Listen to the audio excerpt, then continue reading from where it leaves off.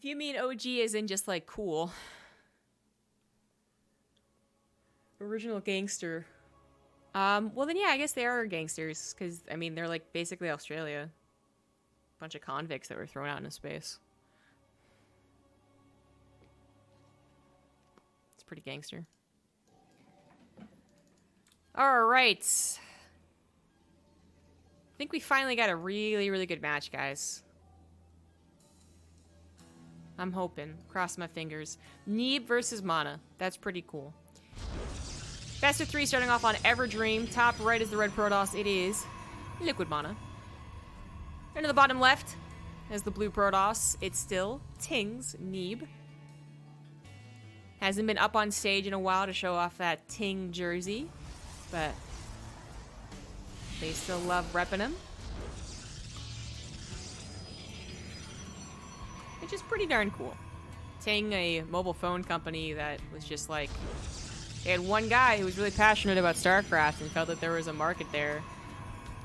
Got our advice back in the ye old days about who they should pick as a player. Rifkin, me, and Scarlett all went to their offices and talked to them, and immediately we said Neeb. This was back in like 2015 when he was facing like Hydra in the finals type thing. Or semifinals. And every one of us was like, Neeb's the obvious choice. It really was the most obvious choice. And then now esports, rather Ting has done a lot of esports. They dabbled in Rocket League for a while, I think. They have a whole like division related to like esports marketing or something like that. Like, it's esports history, man, that most people don't know. Unfortunately, it's getting lost with time. The story is lost with time. I've always thought about updating like the Bay Stray TV Wikipedia with like interesting tidbits like this. Or even mine, how like I affected the lurker sound in StarCraft 2. But then I always forget. Eventually these stories will all be forgotten. Anyways. Proxy Robo here from MaNa. For about a solid month, this was a straight up meme. As in, it was so damn good that you could not do it. I know meme usually means like a joke, but no, in this case it means that everyone did it. Everyone had their own version of this meme template that was the Robo, the Proxy Robo. It can be very, very good. People started kind of like trying to hard counter it though. More people got a lot better at it, and in fact, one of the best things you can do against it is certainly scout it. I mean, MaNa could have just done a fake pylon, you know, somewhere out on the map, random, made me really paranoid. In this case, it's absolutely true. Even though MaNa just dealt with a bit of a cheeser, we should not forget that MaNa actually is a rather aggressive Protoss himself. And has a couple of weird builds as well. Not that this is weird, but it's not really a surprise that he's proxying a Robo. Stargate is actually a fantastic solution against this. It doesn't feel like it. You know, it feels like maybe if you just went for your own Robo, then you'd have your own units with Defender's Advantage, which can be a little tricky in PvP, but still exists. But actually, a Stargate can be a fabulous option. The Phoenix lifting the Immortal, taking that out of the equation. You don't have a ton of stalkers also that can afford to just focus fire a Phoenix down. Can be really good. You can maybe even fit in an Oracle. Obviously, they have a shield battery back at home, if they can afford it anyways. But it can be dangerous. A Void Ray, I guess, also certainly an option here. Neeb actually, I mean, I'm not going to say the Void is a bad call. I'm guessing it's the right call. It's very expensive, though. Very expensive. But it does have a decent bit of range coming down from the ramp. And with shield batteries helping it, it should not be target fireable from the stalkers. Same thing, like same deal as the Phoenix, basically. But the Immortal can't shoot something that's powering away on the stalkers. But I was going to say Neeb out in the middle of the map, that was a little bit dangerous. That looked a little bit dangerous. Seems to be okay, though. I guess the best thing about the Void Ray is that it actually kills the Warp Prism instantly. The Phoenix would take a little while, so... There's actually a few decent... There's a few options there from the Stargate, isn't there? The Void Ray is a bit glass cannon-y, so yeah, even with a couple of stalkers, it's already down to its... taking health off its hull, but... Yeah, quick charge up there and a second Void Ray on the way. They are so damn expensive that this feels like a dangerous thing to do. But obviously he's fitting into his build. He's got a third gateway, he's got a couple shield batteries. He's built a decent number of adepts. Like, yeah, if you can afford the Void Rays, then you go for it, right? Thank you, Livy, for that host. It's so weird. It's like I've never been on this side of the time zone for you. You could host me. That's so weird. Thank you. You write something about your website on your website about those stories? Okay, good. It's not a bad idea. If I ever remembered. Got a couple of adepts from MaNa trying to shade in, but not really enough to truly threaten. But it did force Neeb to respond. Third Void Ray is out though. Like, oh man, the number of stalkers MaNa's been able to get is close to. How should I say this? It can take on 3 Void Rays if it was just 3 Void Rays, right? But they've also got to deal with adepts here. They got to deal with a couple stalkers. Like, yeah, the Void Rays. First of all, I don't even think we're target fired. And second of all, we're not gonna die. Even if one died, everything else would have slaughtered MaNa's army, which is exactly what happened. MaNa, desperate to try and do something in this situation. Dark Shrine, a little too on the nose. Probably wouldn't have done so hot. Disruptor? I mean, maybe that is better. Either choice, though, he's gonna lose this game. I don't think either choice actually would have saved him. The Disruptor, at best, is gonna get about half of the Adepts, I feel, and do absolutely nothing to the Void Rays.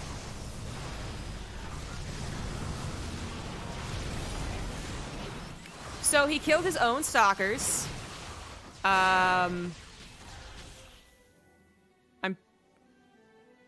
a little tired, but I'm pretty sure that's what happened.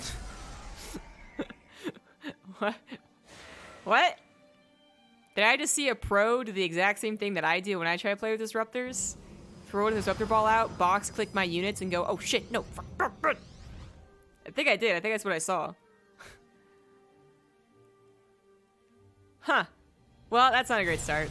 Surprisingly, Neeb backs off, but I guess not willing to throw away all these Adepts. If he throws away all the Adepts, maybe the Void Rays, yeah, now that they are alone, are something that the Stalkers can take on. He has no War Prism to back himself up either. I guess it does make sense that he takes this as a get further ahead, don't just try and end the game. Also feels like a Neeb thing to do as well. I don't think Neeb is at that point like he used to be, or many other, specifically like foreign Protoss seem to be. Oh, recall's out. In that he lacks like the bloodlust to a fault, but I do feel like sometimes he does. Like, he could just probably kill someone. Looks like it was just a momentary setback. He goes forward once again. Phoenix can take care of the War Prism or the Void Rays, either one. The Void Ray, oh, he lifts it. I forgot that was a thing. Duh. I mean, I knew it all along. Anyways, GG. GG. I mean, hey, the Disruptor gets 8 Adepts instead of 3 or 4. Or in this case, 0.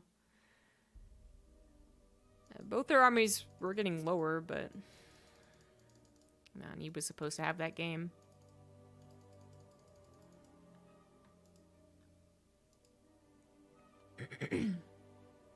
So you're not playing? Apparently not. He might be playing in a different, maybe the NA tournament. We'll see. Those Logitech headphones, no? Still serious.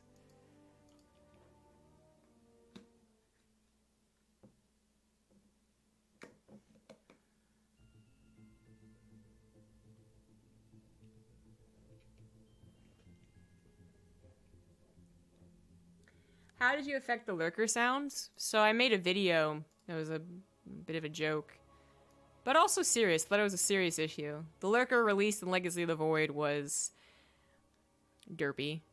I still think the model is derpy and not scary like the Brood War one, but the sound effect was very soft. It was like a shh. It was like the lurker was just trying to get you to fall asleep.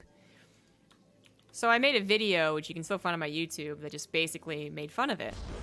And it was like, Brood War Lurker model, cooler, so cool. StarCraft 2 model, lame. Brood War Lurker, sound, so cool. StarCraft 2 model, so lame. Sorry, sound effects, so lame. So we're at the summit, back again like in 2015. And whenever beta was still for Legacy of the Void. And, not even beta actually, I think it was the year after the beta. But anyways, We're at the summit, we're at the Blizzard offices, and the actual, like, sound designer of StarCraft 2 was like, hey, you're ZombieGrub, aren't you? And I was like, yeah, it's, you know, super cool you know me. Not uncommon for the Blizzard employees to know us, but he specifically was like, yeah, I watched your video on the Lurker, and I was like, oh, you did? I was like a little embarrassed because I basically made fun of this guy's sound, but he was like, no, I absolutely agree. Can you, like, come into my office and like, I want to show you what I've been working on to improve the Lurker sound. So, yeah. Went into his office, he showed us what he was doing to, like, mesh all these sounds together. He showed us the mix that ended up being the Lurker sound we have now, and saying, like, yeah, I agree, it was, like, too soft. I think something could be really cool. You know, I took some influence from, like, the old, like, Marines and Brood War and the old Lurker, and your video really helped because I would just play it on, like, repeat to compare the two sound effects. And, here, like, try this one. Does it sound a lot better? And it did. And now that's the Lurker sound they eventually ended up putting in the game. So, at this point, that would have been... The old Lurker sound would have been something like, I don't know, like 10, 20% of Legacy of the Void's lifespan. Not even, maybe. Like, people probably won't remember the original Lurker sound, but it was very soft. Anyways, that's my story. Proxy Robo, once again here from MaNa. Now, the biggest thing is that you don't scout it, right? That was like, talk about a game where you do the exact same thing the next game. You usually talk about, like, what went wrong? What can I fix? Oh, if only I microed that Warp Prism better. Oh, if only that Disruptor got a better hit. In this case, oh, if only it wasn't scouted. That's, like, seriously, one of the biggest things. If it's not scouted, Neeb can't confidently go into a Stargate for a few different reasons. I mean, I think the biggest reason, conundrum in PvP, is that if you do something expecting something and they do something else macro-wise, then you have fallen behind, right? Mirror matchups, you know, pretty brutal because you both have the same units, you both have the same economy. But I feel especially brutal in PvP, where everything is more so based around that 1 base, 2 base, less 3, 4, 5. Not a whole lot of comeback units as well, like siege tanks really can bring a TVT to a comeback. Doom drops, all that type of stuff. Like, PvP, it's so much more tough. So Neeb does not get that Stargate immediately this time. He actually gets a Nexus first, then a Stargate. This is pretty big. That's not the shield battery income minerals that he has to build shield batteries. The Void Ray, again, I talk so much about it. The Void Ray is so expensive. Now, I'm not sure he can afford it the way that he did before, and any units on the ground. Like, this is troublesome. He looked everywhere for this, too. The probes are dancing around the map constantly. They finally found it, but that only resulted in him being mentally prepared, and I think the second shield battery finishing. That was a long time for him not to figure out what was going on. Just he knew that MaNa was doing something. MaNa also having another pylon off to the right. Adept Shade gonna go for the Scout. That's what it was looking for. It sees the Warp Prism, knows that that's, yeah, pickup's gonna be very, very brutal. The Sentry's in the Warp Prism as well. He's not gonna go for it. He is gonna go for it. He's not gonna go for it. He is. Nope, nope. Just kidding. Well, this is troublesome. The Adept's actually quite tanky against the Immortal with the shield batteries, but the Stalker's on high ground, not helping out. Void Ray does pop out. I'm gonna help, waiting for their prismatic alignment, something a little bit juicier than just a couple of sentries, but now taking damage. Shield batteries are out of juice. It's gonna be focus fired. Barely not. Did a lot of damage to a lot of those Stalkers, a lot of those sentries, leaving the rest of the ground army for Neeb capable of defending, at least for now. I believe there was a third shield battery on the way, but that might have been in the main to block an Adept Shade. Void Ray very, very low, finally getting topped up by the shield battery. Second Void Ray on the way. 2 Immortals, 1 very, very low. Again, focus firing the Void Ray. It's not going to work out, though. The Immortal, one of that's picked up from MaNa, both microing their hearts out right now. But the Void Ray does go down. Guardian Shield from MaNa as well from that Sentry is very, very impactful in these engagements. Adepts being warped in. Adepts are trying to do something, but deny the warp in, deny the shield batteries. Second Void is going to try and come to save the day. Prismatic alignment on top of the Stalkers. He refocus fires on top of them. They're the only thing that really shoots up in a dangerous way. The Sentry, not so much. Also not going to take that bonus damage, right? I always forget if Sentries are actually armored. They're obviously class, but sometimes it's weird. They're not, right? They're not. Anyways, Stalkers are the priority. I woke up too early for this thinking thing. Thinking's overrated. Oh, it was a third shield battery. but not enough to save that Void Ray, and it looks like MaNa's Proxy Robo is gonna win out. GG.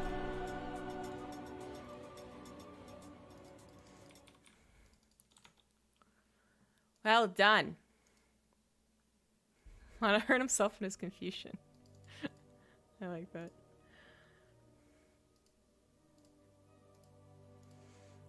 For some reason, the Sentry to me is like, you know, like the Baneling, because you think the Baneling is light, just because it morphs from a Ling and seems to die very easily, and then you try and kill it with a Hellion, or you try and kill it with a Colossus, and you're like, what the fuck, die. That's why I'm like second guessing myself on a Sentry.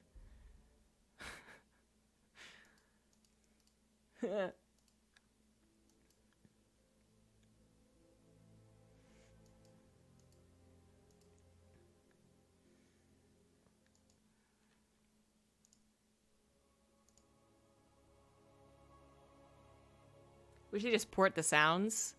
I'm guessing there's actually like a legitimate problem with the sound quality if you ported the Brood War Lurker into StarCraft 2. It would sound like it came from 20 years ago. Don't quote me on it, I feel like that would be a thing. Never gonna hear Lurk without thinking of you now? Oh, thanks. I still think the model is pretty derpy, but I guess they can't do anything about that. In the bottom left of Eternal Empire, we have MaNa. Top right, it is Neeb. You don't have to go for a Stargate to defend against that. Whatever you do go for, well, don't go for a Twilight Council, actually. But if you go for a Robo or a Stargate, they're both tricky. They both can snowball. They both can still not scout the damn Robo and have you in constant uncertainty. But the Stargate does seem to be a good option. I'm still wondering if a Phoenix option can be better. Because, you know, the Phoenix won't help you against all the units. It will take one unit out of the equation entirely, which is pretty strong. It'll be cheaper and faster to build as well, right? But I can see arguments for both things. If MaNa's going to do a Proxy Robo again, which is likely enough, I do wonder if Neeb's going to mix it up in some way or another. I think they're light mechanical. I think so too. Yeah, because Hellions kill them really fast. That's another thing, is that mechanical just feels like it should be armored, right? That's the other thing that can be just confusing. But that's not always the case. Or that Vikings, right? Like there's still people out there who've played StarCraft this entire time, and they're like, Vikings do damage to armored, and it's like, nope. Mechanical. They are often mechanical and armored, but not always.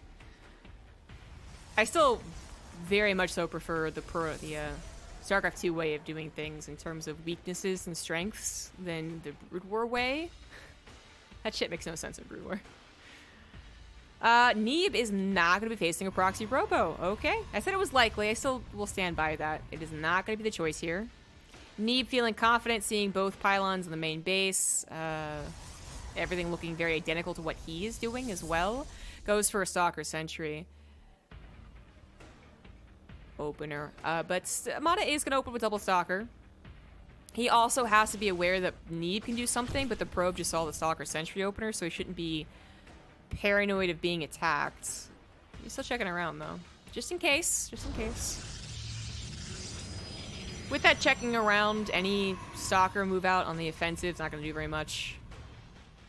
Even if Neeb were to go for Nexus, then 2 Gateway units, it'd still be fast enough, I think. Neither one of them dedicating to any type of pressure. But Neeb is going to get that better hallucination. Actually, hallucinates an Oracle. That's unnecessary? I guess he could be tricked into thinking it was a... No. You can't... You don't proxy an Oracle when you open up a Sentry. Well, regardless. Is MaNa pool? Am I right? He's just gonna laugh at that? Okay, he's just laughing at that. They're still constantly scouting. God. PvP is so fun. But whether it's a Phoenix or an Oracle, it gets a full scout, is what I was going with. Giving Neeb a lot more information. Information being quite critical in this matchup.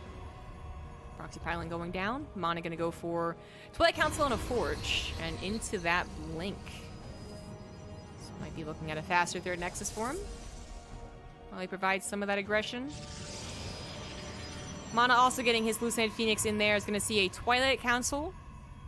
So not a Robo, not a Stargate, and also not a Forge. You see a Forge put down, I mean, that's a strong sign that they're gonna macro. Could be like a +1 attack, I suppose, but if this is anything like PvP usually is, they'll just constantly scout each other anyways.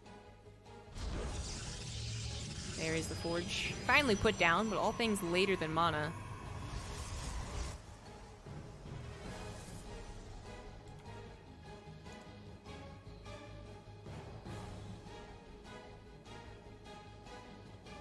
Phoenix said a Stalker's only immobilized because lifting. Yeah, I'm aware of that. But every time the Stalkers focus fire the Phoenix, your own units on the ground get attacks as well. And ideally, you're like microing the Phoenix too. It's the defense I've seen, but we're not going to get any test of it because there was no third proxy robo.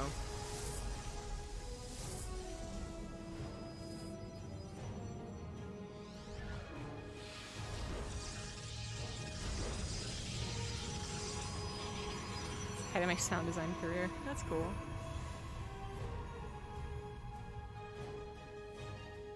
Brood War had a way? Yeah.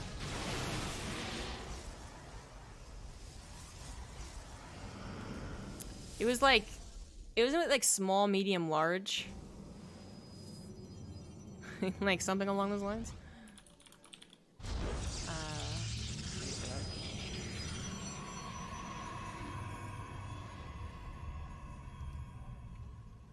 Yeah, large type is a large ground unit.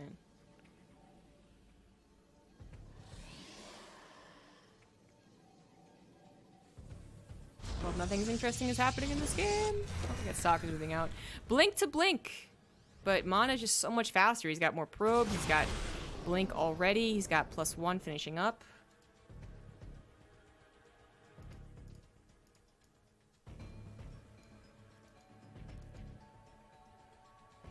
That's an old Nightbot. Whoops-a-daisy. Robo now on the way. Charge for both players. Going into the +2. Faster third Nexus. Slightly for MaNa. Since they both went into Blink, I mean... Neeb didn't have to be so paranoid of just staying defensive. Delaying that third Nexus slightly type thing. But no one's going to have any Immortals. It's usually the difference that that happens. One person goes Blink, one person just stays with the kind of normal Robo Opener Immortal stuff. But Blink has really come back. I guess it kind of comes and goes. Before Katowice, like all the Koreans are doing Blink, and then at Katowice, almost no one was doing Blink. Now we see everyone doing it again. I don't know. Oh, Blink is done, but doesn't blink that. Wants to blink forward. Does not grab his own Stalker. Adept's trying to harass the mineral line. Oh, hey, somehow got out of there. Gonna target 2 probes and barely not get that sentry. Pylons littered around the map. Still scouting Hallucinated Phoenix. Probes gonna be taken out from that Xel'Naga. Templar Archives on the way, but MaNa's is already done. Very slight differences, but everything so far adding up into MaNa's favor. Well, actually, Neeb just got boosted a bit in that probe count. Neeb actually faster the gases? No. They both gases start at the same exact time. He's doing the same thing.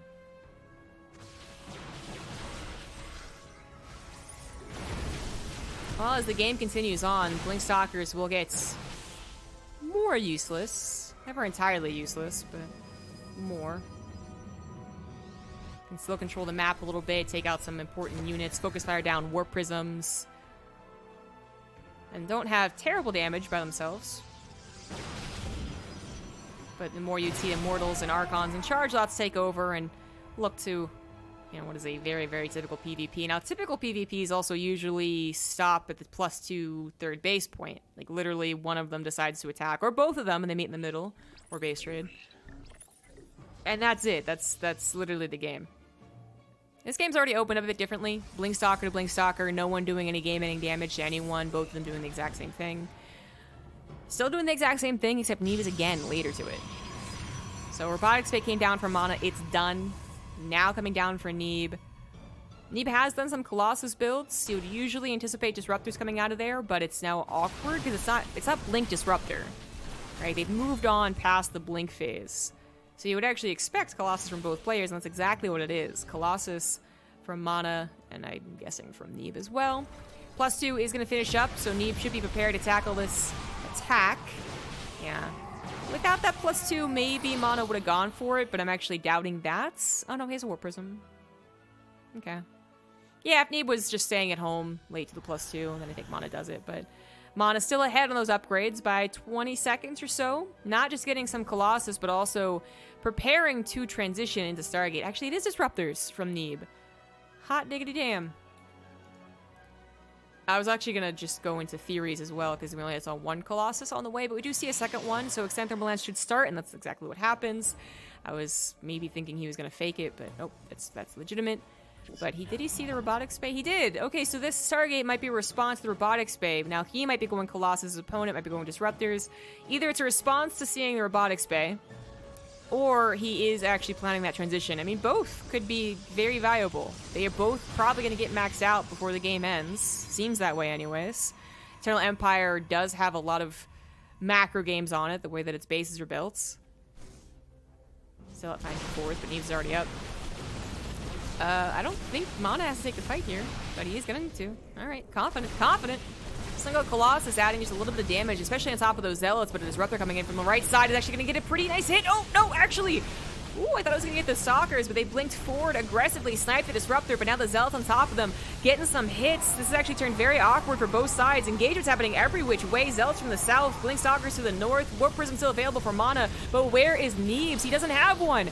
He's reinforcing from the other side of the map. He recalls some of his important units away. His Stalkers can maybe blink to escape, and they actually will escape, but that was a weird engagement. I really thought MaNa was gonna just sit back and do whatever, but I guess sitting back against someone building Disruptors is awfully scary, even if you do have your own Phoenix response. I thought he could take an engagement. We look at the end result here.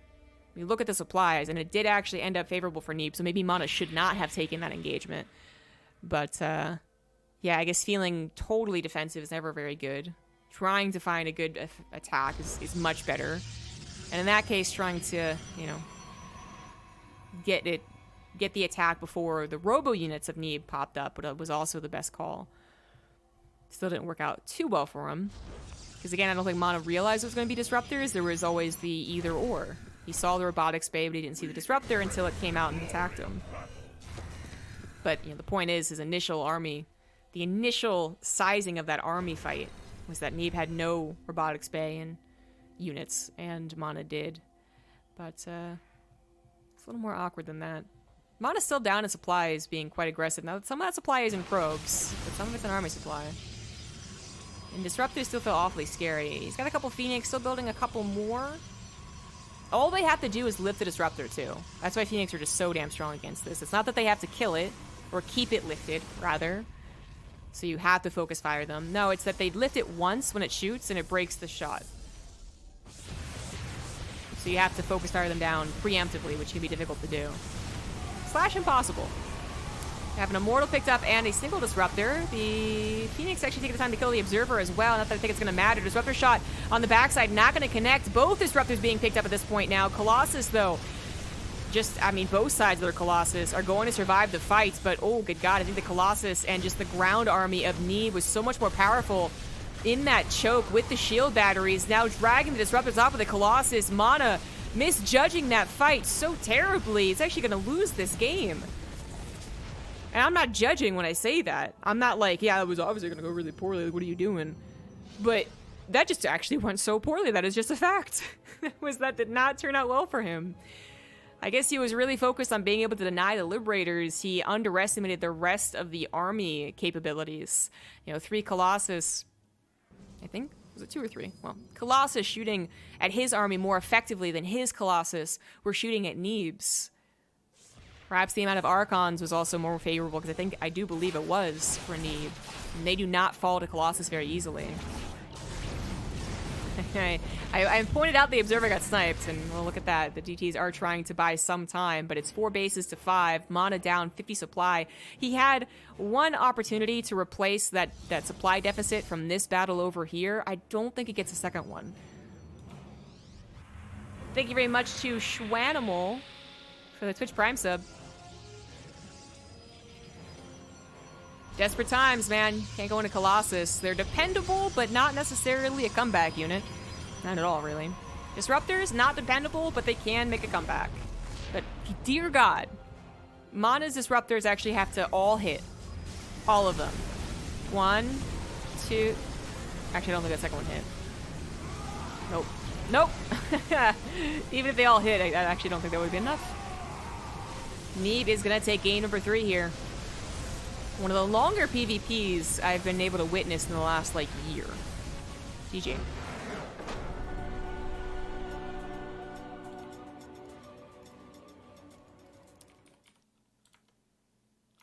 And MaNa's reign has ended. Now we must latch on, be a Yoda to someone else's Luke.